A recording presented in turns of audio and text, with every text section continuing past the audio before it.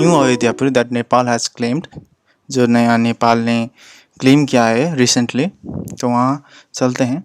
तो मैंने यहाँ पे पिन किया है 2-4 जगह जो वहाँ पे आया है बाद में। तो यहाँ पे अयोध्यापुरी एक VDC एक्चुअली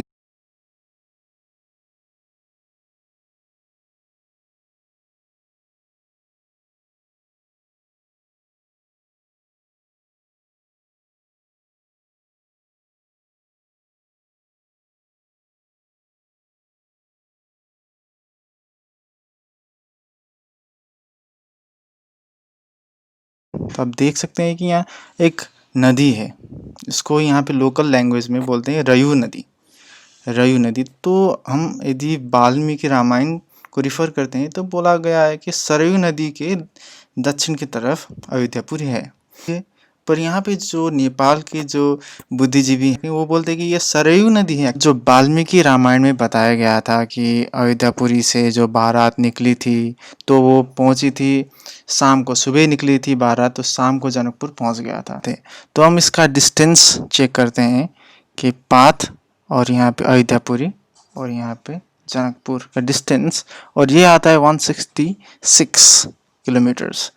तो इसको रफली अराउंड 20 किलोमीटर्स पर आवर का स्पीड यदि रथ का रखते हैं तो 8-9 घंटा बैठ जाता है। तो एक दिन में 8-9 घंटा का डिस्टेंस चलना और पहुंच जाना ये फिजिबल। ये डिस्टेंस के बारे में थोड़ा लोग ये कह सकते हैं कि वो तो भगवान थे तो वो जल्दी भी पहुंच सकते हैं और ये और वो। तो यहाँ पे समझने की ये ज़रूरत है कि वो मर्यादा पुरुषोत्तम थे और वो उड़ के और वो अंदर ध्यान होके ऐसे नहीं करते, क्योंकि जब राम और रावण का युद्ध हुआ था तो राम पैदल थे और रावण के पास उड़ने वाला रथ था। तो इसके बदले में इंद्र ने फिर अपना रथ दिया था राम को और उस उड़ने वाले रथ में चढ़ के रावण के साथ वो लड़े थे। तो इसमें कि वाल्मीकि धाम का भी यहाँ पे प्रसंग आता है कि वाल्मीकि धाम और अयोध्यापुरी जो है उसमें क्या कहा गया है कि जो लक्ष्मण ने सीता माता को, जो उस समय पे गर्भवती थी, उन्हें छोड़ने के लिए वो गए थे।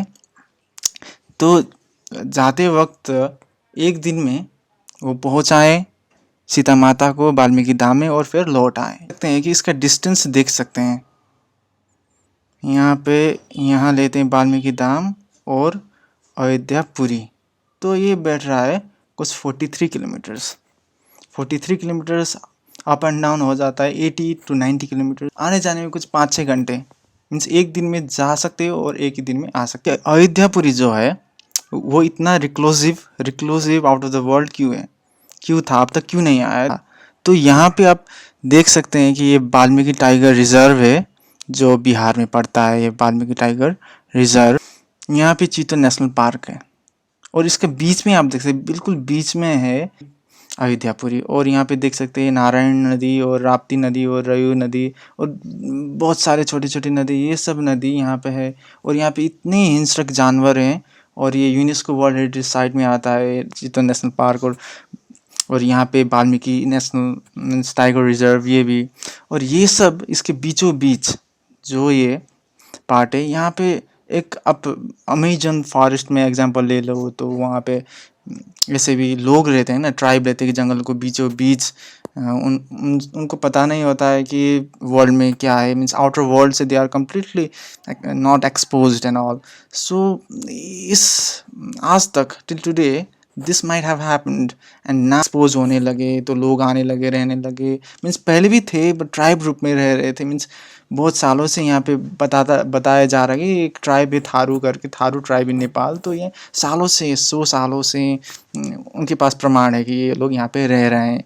और ये यहाँ के आसपास के कैसे कैसे मीन्स हिस्टोरिकल प्लेस कुछ है। बिहार में ही देखे कि एक प्लेस जगह है रामनगर करके, बिल्कुल ऊपर आप जाएं तो देख सकते हैं कि भरतपुर है, जो राम के भाई थे उनके नाम पर। यहाँ पे थोड़े ऊपर रामपुर है और ये जगह, और रामग्राम भी यहाँ पे कहीं पे, यहाँ पे रामग्राम भी है। और विश्राम घाट करके एक यहाँ पे बिहार में भी एक जगह है जहाँ पे राम गए थे और विश्राम किया था पहले दिन।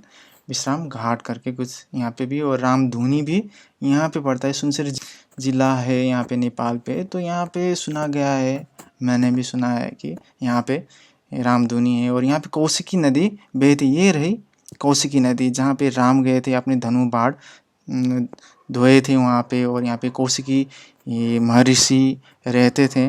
और यहाँ पे जो रुरु या रीढ़ी क्षेत्र है, यहाँ पे महर्षि श्रृंग महर्षि रहते थे। तो जब पुत्रष्टि यज्ञ किया राजा दशरथ ने, तो उन्हें बुलाया गया। वास्तु के बारे में बात करते हैं तो देखते हैं यहाँ पे जो है, यहाँ पे हिल है, ये जो बिहार और नेपाल को सेपरेट करता है, हिल का पिनेकल। तो इसके दूसरे ओर है अभी नया अयोध्यापुरी, और इसके उत्तर तरफ थोड़ा ओपन स्पेस है।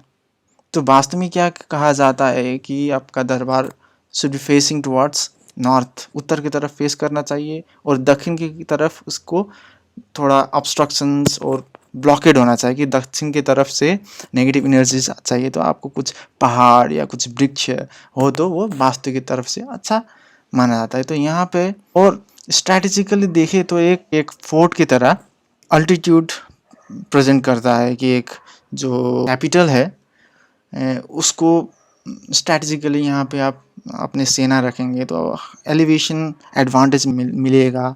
और यहाँ पे देवघाट, आपको बता दें कि यहाँ पे देवघाट नामक एक जगह है जो काफ़ी धार्मिक जगह है सब है। और देख रहे हैं कि यहाँ पे व्यास भी पे जन्मे हुए थे, ये भी माना जाए तनहु डिस्ट्रिक्ट में नेपाल में Vyas Rishi means he was born. Parashar का भी यहाँ पे वो सब आता है। जब आपका ये यज्ञ हो रहा था अश्वमेध यज्ञ, तो घोड़ा छोड़ा गया था, राम की तरफ से घोड़ा छोड़ा गया था, और सुमेरु पर्वत को दाहिने बनाते हुए उस घोड़े को छोड़ा गया था। मतलब सुमेरु पर्वत जो उत्तर की तरफ है उसको दाहिने बनाना मतलब पश्चिम की दिशा की तरफ चलना।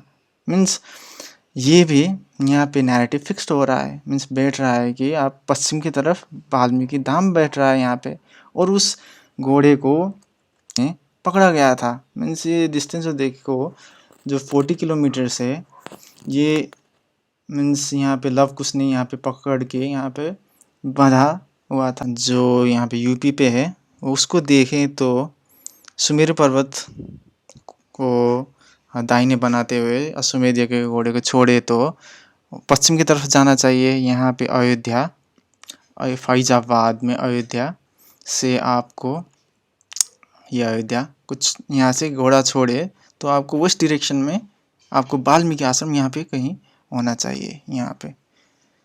तो यहाँ पे कहीं पे होना चाहिए। जो यहाँ पे नैरेटिव थोड़ा नहीं बैठ रहा है।